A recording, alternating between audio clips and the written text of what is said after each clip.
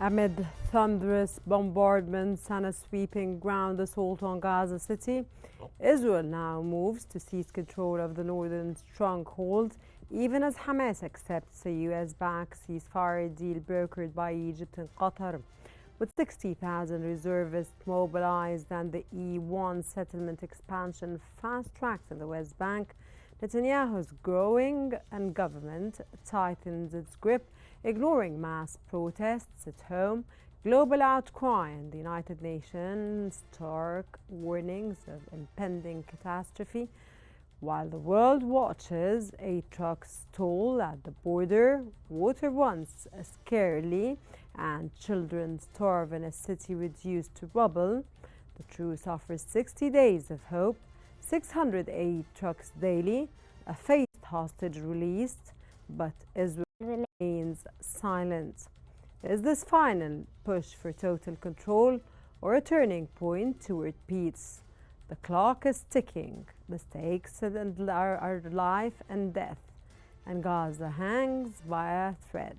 Welcome to In Focus.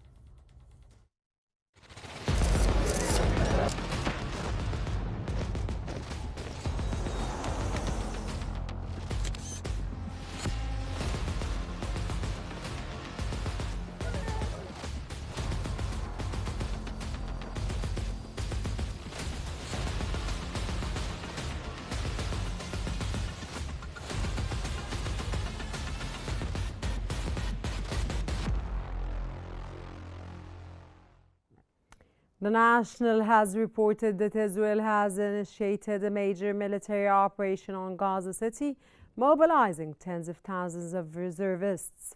Israeli forces are now on the city's outskirts, with reports of intense bombings shaking residential areas. This offensive comes despite widespread international condemnation and is expected to worsen the already dire humanitarian situation. The United Nations is warned of a severe and worsening crisis, especially concerning child malnutrition. The UNRWA reports a 6-fold increase in malnutrition cases since March, with many children and vulnerable residents unable to withstand the new wave of displacement. This new military action places countless lives at immediate risk. The human cost is staggering, with the Gaza Health Ministry confirming over 62,000 Palestinians killed and more than 157,000 others wounded since the conflict began. Israel's actions underscore a persistent and brutal military strategy with grave consequences for the civilian population.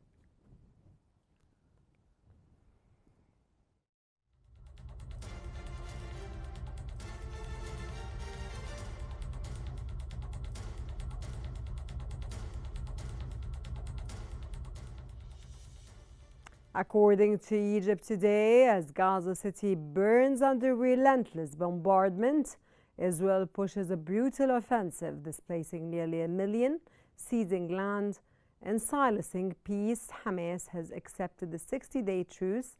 Egypt and Qatar urge calm, yet Israel ignores the world, launching guided chariots second with deadly force.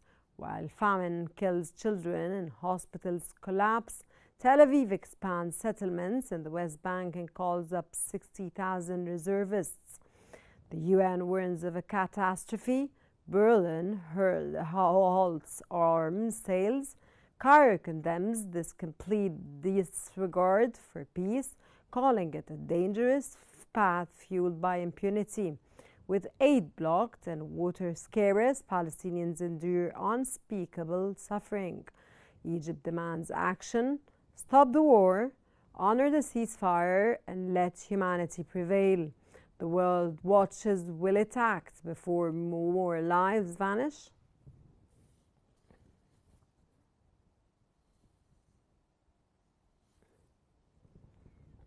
And providing more analysis about the most recent updates concerning the severe situation in Gaza and its fate.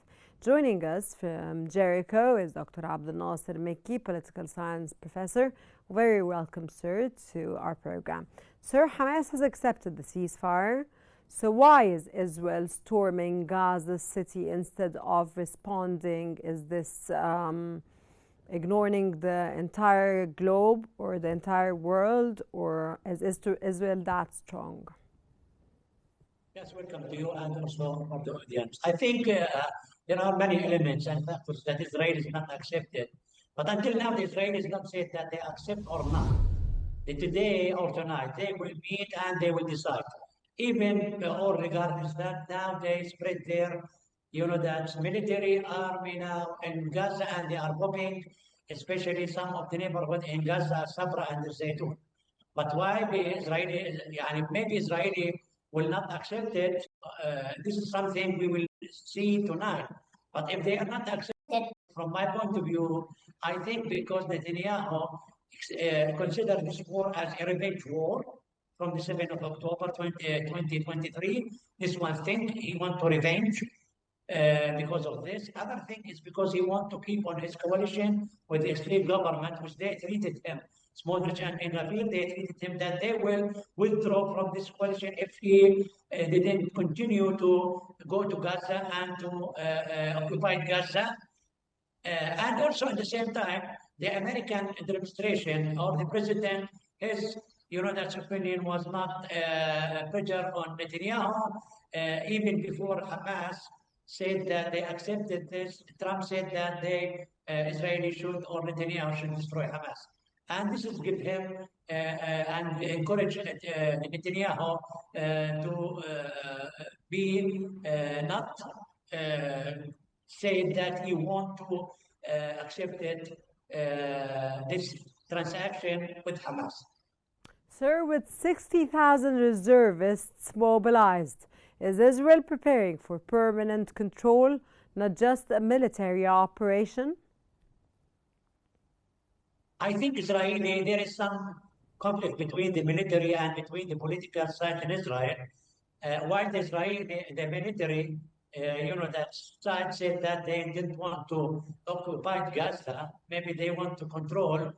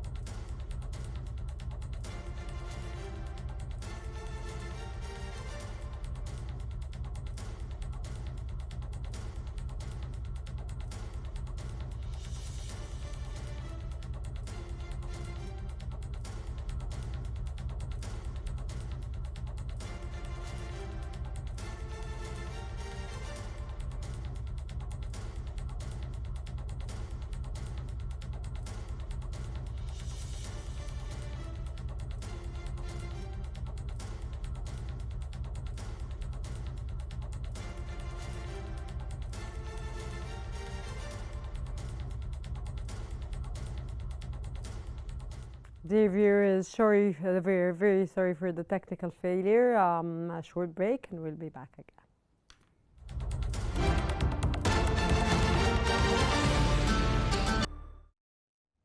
Welcome back and sorry for the technical failure.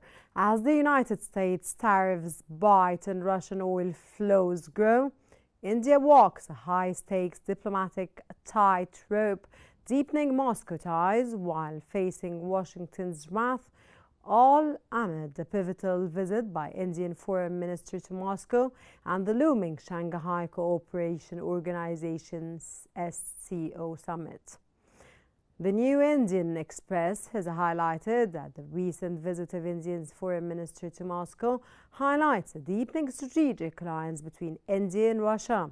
The discussions focused on expanding trade and energy cooperation in a balanced manner, showing both nations' shared goal to bypass Western economic pressures and build a robust, independent,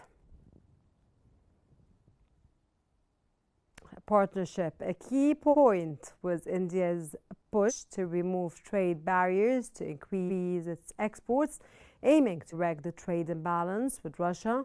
This move directly counters US policies and tariffs, demonstrating India's commitment to prioritizing its own national interest over external influence. Furthermore, the talks reinforced the two countries' shared vision for a multipolar world.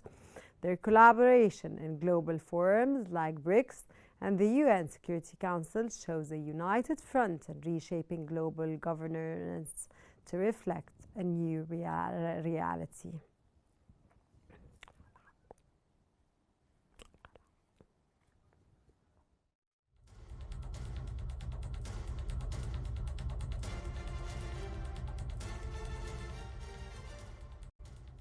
And decoding New Delhi's strategic tightrope with Russia and the United States.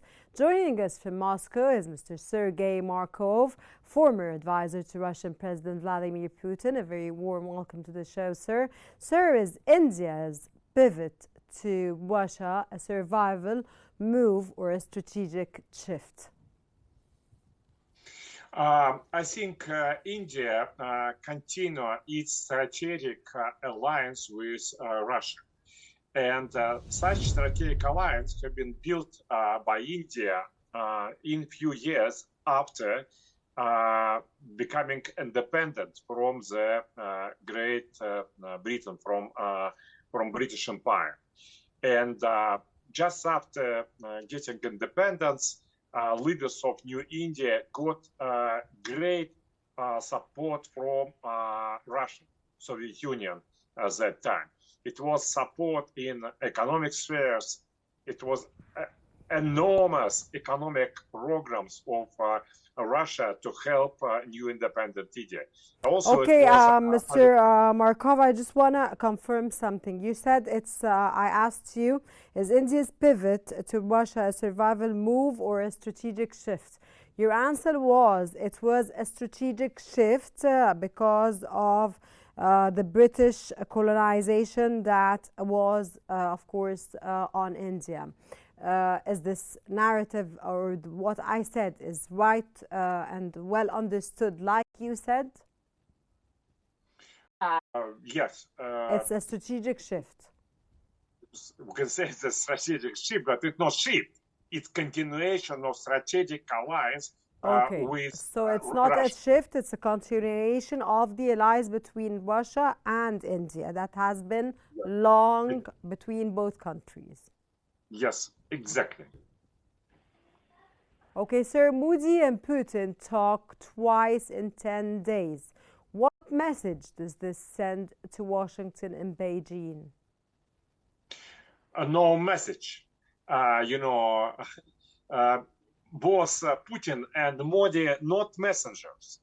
They are resolving own problems.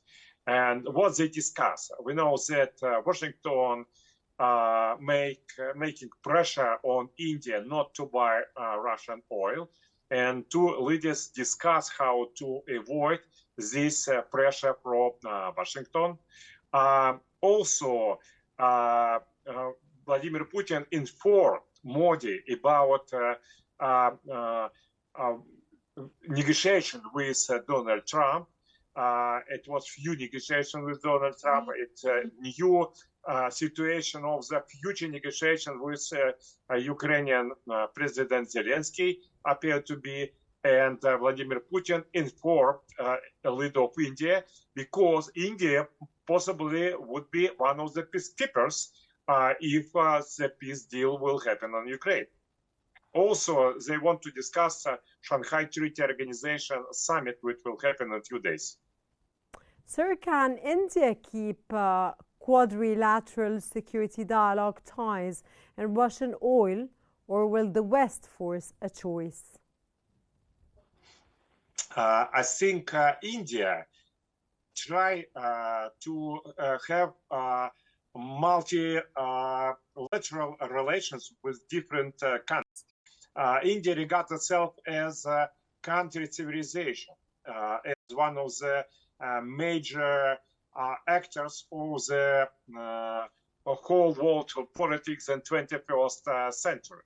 That's why India prepared not to choose some alliance, but to have strategic partnership with different countries and with yes, different... but will countries like the United States and China abide to this fact or be okay with this fact that India is collaborating and is one of the allies of Russia? Like we said, there is a strategic relation between both countries since long time, since the British colonization, and they've been allies. Will the United States and China abide?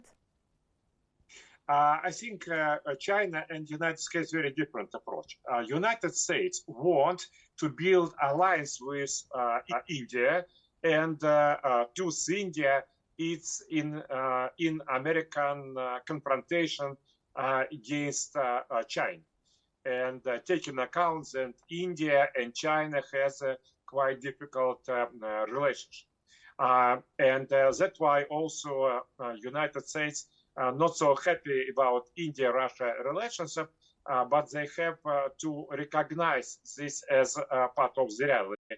But nevertheless, United States want to become an ally of India. Another situation with China. China wants to keep relationship with India, not to allow to move this competition to the confrontation. That's why, of course, China not so happy when India have very good relations with Russia, but nevertheless, China want to use Russia as some kind of moderator with its conflict with India, not to allow to move, as already mentioned, from competition to confrontation. Great, sir. Sir, will the Shanghai Cooperation Organization SCO Summit become a platform for a non-Western world order led by Russia and India? No. We have two organizations, Shanghai Treaty Organization and BRICS Plus Organization. Both of them help to each other in preserving sovereignty of those countries. It means those organizations, including Shanghai Treaty Organization, they are not anti-Western organizations. They don't want to be anti-Western organization. But because threat to sovereignty coming only from the Western countries, automatically those organizations became a little bit anti-Western. But they don't want to build anti-Western allies. They don't want to create a new world. They just want to help to each other for the keeping all sovereignty. For Shanghai Treaty Organization, also another important issue. It's a little bit anti-radical Islamist organization, because Shanghai Treaty Organization have been created by Russia and China for helping countries in Central Asia after radical Islamists come to power in Afghanistan already 15 years ago. And the main goal was from the beginning to help countries of Central Asia to resist to the possible aggression of the radical Islamist organizations. Its goal stayed to be. So, sir, you think it's an anti-radical organization? Yeah, Shanghai Treaty Organization has been created for helping to Central Asian countries to resist to aggression of the radical Islamist organization. And also the idea was that Russia and China will not compete in Central Asia, but will cooperate with each other by helping those countries to preserve their normal, I would say, civilian governmental institutions. Not to make Tajikistan and Kyrgyzstan, Uzbekistan like Afghanistan. It was main goal. Okay, with 90% of trade in local currencies, sir, is India helping build a de-dollarized bloc?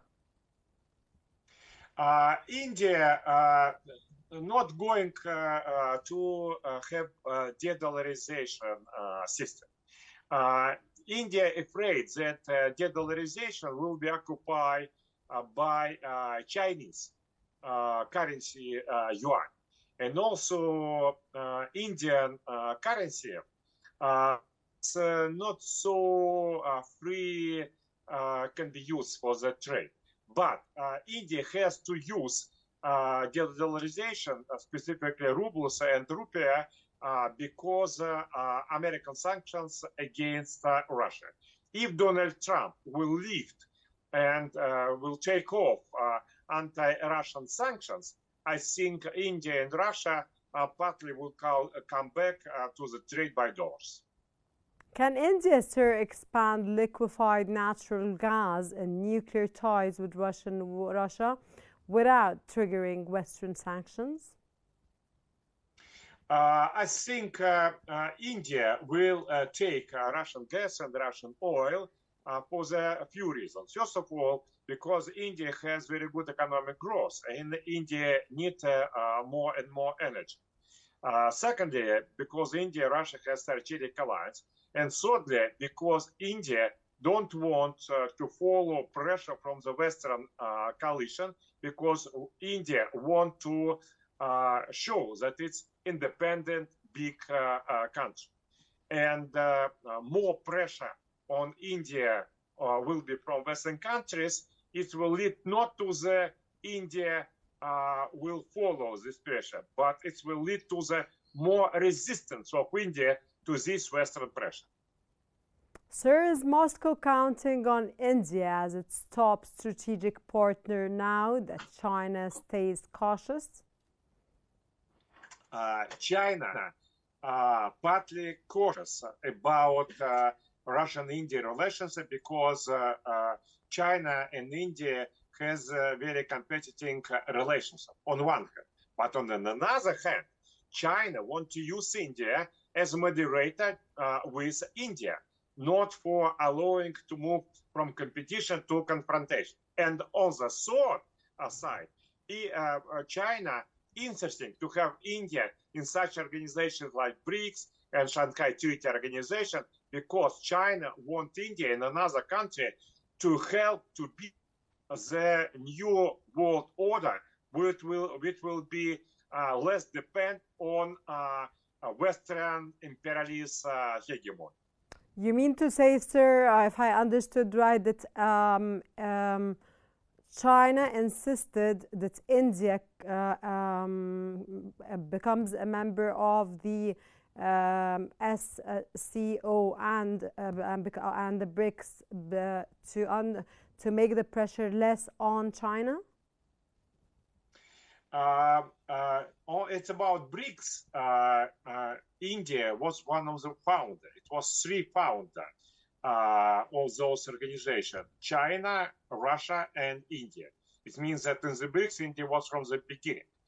Then Shanghai Organization, as already mentioned, had been created for the hamper to the Central Asian countries like Uzbekistan and Kazakhstan and Tajikistan to survive under the pressure of the radical Islamists. But after this, Shanghai Treaty Organization became very fashionable, and India and Pakistan want to come. And China was agreed to India to join this Shanghai Treaty Organization because it was one of the conditions on which Pakistan, who is ally of China, also joined this Shanghai Treaty Organization. Okay, got your point, sir. Sir, trade with Russia up 5-fold. Can New Delhi correct the imbalance without Washington's wrath? Russia and India has a lot of problems with bilateral trade. The main problem now is that Russia selling to India a lot of oil, gas, and some machineries, but it's not so many things which Russia can buy from India. As a result, Russian company has a lot of rupee, and the Indian laws doesn't allow just to move this rupee from the India. So they still have such kind of problems, and they have problems this already 2 years and continue negotiation. What will be consequences and the result of such negotiation are not clear yet. Sir, in 10 seconds, because I have to wrap up, are you optimistic or pessimistic about what's going on? I'm pessimistic if we talk about Russian-India relationship. If we talk about Russia. That was Mr. Sergei Markov, a former advisor to Russian President Vladimir Putin. Thank you very much, sir, for your valuable discussion and for your insights. And from Gaza's rubble to India's diplomatic dance, power shifts and choices define a world on edge. The stakes, peace, survival, and a new global order. This was In Focus. Thank you very much for watching and stay tuned for more updates in Qnews.